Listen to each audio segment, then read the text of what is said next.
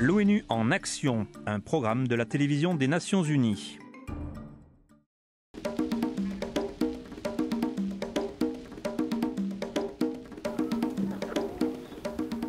Une atmosphère de désespoir pèse sur le village de Tako.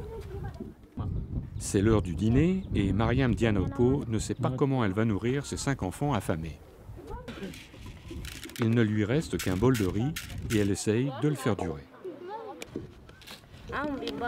C'est très difficile de nourrir ma famille cette année.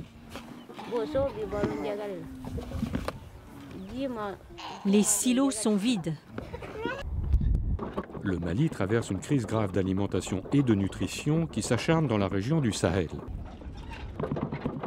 Il n'a pas plu l'an dernier et les rizières sont devenues poussiéreuses. Le prix des céréales est monté en flèche. De plus, un conflit armé dans le nord et un coup d'État récent ont déplacé 20 000 personnes et tout a empiré. Tous les jours, de plus en plus de mères arrivent aux centres médicaux avec des enfants qui ont des signes de malnutrition précoce. Mariam a amené sa fille de 10 mois, Kadia, qui est trop maigre. Le bébé prend du Plumpy Nut, une alimentation thérapeutique qui aide à guérir la malnutrition. Le Plumpy Nut est l'une des nombreuses interventions de l'UNICEF pour traiter les cas de malnutrition aiguë sévère. Adama Diarra est l'infirmier en chef du village de Tako. Il y a beaucoup de villages à côté de moi qui sont dans cette situation. Bon, ce qui fait que j'ai peur de dire qu'il y a encore plus de 6 mois qu'il faut attendre s'il y a des pluies pour mettre pour semer et récolter. Les Nations Unies estiment qu'il y a au moins 1 million d'enfants de moins de 5 ans qui risquent de mourir de sévère malnutrition dans cette région si rien n'est fait immédiatement. Près de 220 000 de ces enfants vulnérables vivent au Mali.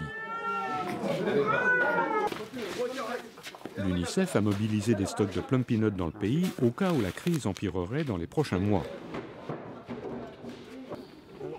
Le Programme alimentaire mondial offre aussi du riz enrichi aux mères. Mais ce n'est pas suffisant. UNICEF Mali a besoin de 26 millions de dollars pour faire face aux besoins de la santé et de la nutrition cette année. Quant à la petite Kadia, sa santé s'améliore grâce au régime de Plumpy Nut, mais sa mère est toujours inquiète. S'il ne pleut toujours pas cette année, je ne sais pas ce que nous allons faire. Et en plus de ces craintes, vient s'ajouter l'insécurité croissante de par le pays.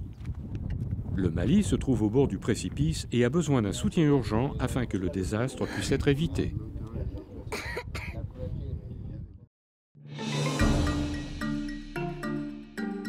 Ce reportage a été préparé par Bob Cohen pour les Nations Unies.